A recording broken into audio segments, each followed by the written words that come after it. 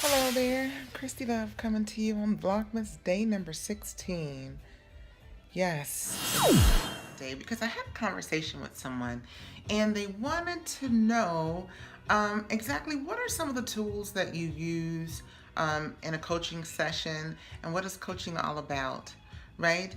So I realize the term coaching has been around for quite some time, and people are starting to catch on to what a coach is, but don't really have that deep understanding and are inquisitive. So basically, a life coach is an individual that works with you in order to help you achieve either a specific goal, overcome some type of obstacle, or just help you get to a specific desired place in life, if that makes sense, right?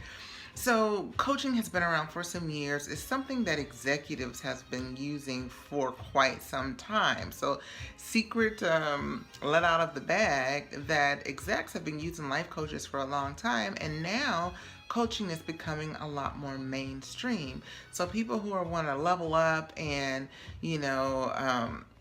that are stuck in ruts and want to dig themselves out are hiring life coaches to actually help them get to that next level, right? So I myself even have a coach, and I can honestly say there is a huge benefit to having someone to keep you accountable, to help you go through some of your challenges, and maybe point out some things that you just don't necessarily see yourself. So just like you would use a coach to help in sports and athletics, help build the muscle, help, develop practice techniques and things to help you be your best self in that field. Same thing goes for a life coach. They help build your mental muscle and help build your emotional stamina in order to help you get to that level that you want to be in life. So that's pretty much what coaching is all about in a nutshell. Of course, we can go a lot deeper, but I like to keep it pretty simple. Also, too, as far as some of the tools, there are some tools that are utilized just about by every coach. However, they work very well, and these are some of my favorites. So I like to use it's called the life wheel, or the wheel of life, whichever you want to use. And what it is just basically a circle, and it's kind of sectioned off, and you are taking your different aspects of your life and you're plotting how happy you are with them. So whether it is, let's say, family and friends, health, social fun, home environment, things like that, you get a chance to rate from 1 to 10 how you feel. And then when you plot it out, you end up with a little diagram, and you get a chance to see, where you are. It gives you a visible, picture of where you are at that moment in life and the different areas. So it's great to just get that little overview. Also, too, I like to use the brainstorming worksheet. And what that is, we all have behaviors we either pick up from childhood or we develop over the years. And what this worksheet does is it actually helps you take a look at your behaviors. And you have about 5 columns, and you write out in the first column the behaviors that you actually could stop doing, that are hindering you from progress, that are just counterproductive.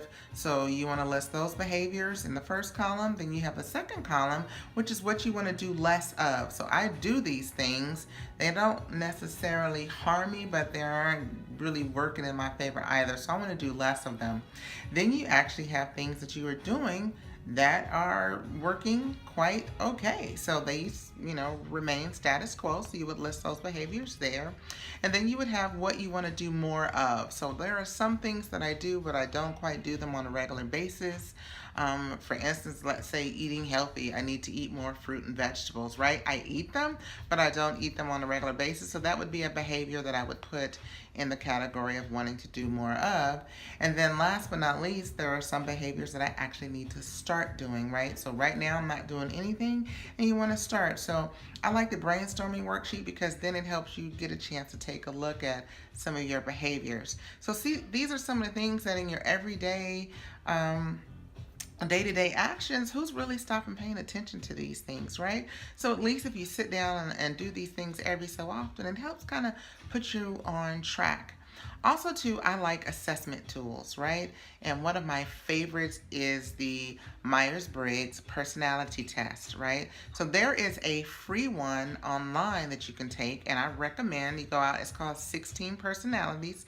It's free. It asks you a series of questions, takes maybe about 10-15 minutes, and then you get the answers, and it gives you an overview of basically your personality. So, of course, it's not an absolute science. It's going to be based off of how you answer the question, so you want to be truthful about how you really are and not put on your mask or your best self, being 100% honest with how you see things, and it'll give you a basic overview. And I think the assessment tools are good because it gives you an indicator of yourself, and then also too, it teaches you how to work with others. So isn't it all about communication, right? So how to communicate others. If I know that I'm a certain personality type and someone a certain way, then we can figure out a way to kind of communicate with one another that is best receptive. Um, so I always like to use assessment tools, and also too, as a coach, it actually helps you get an understanding of the person that you're dealing with. So I ask people to take them, and then if they don't mind, that they share it with me, because it helps me to be able to communicate with them a lot better. Also, I like journaling. Of course, I recommend journaling for several reasons, because journaling helps give you an overview of where you are at that particular moment. So if you journal every day or even every other day, you can get a chance to write down how you're feeling, what your thought process was, how your day went, and then as time goes on, when you go back and look over what you have journaled, it really gives you some insight to your actual state of mind, state of being, what you go through, and it actually helps you, jot a course if you don't like what you're reading to change things up. So I think journaling is great. It's something that I practice, not on a regular, but I do sit down and I will journal, and I will be honest about myself. I will journal when I find myself not so in a good place, because for me, it's a way to release. But I would put in my column for the things that I would like to do more of, it would be journaling. And then last one thing I would like to say that I like is the coaching kickoff meetings that I have with my clients.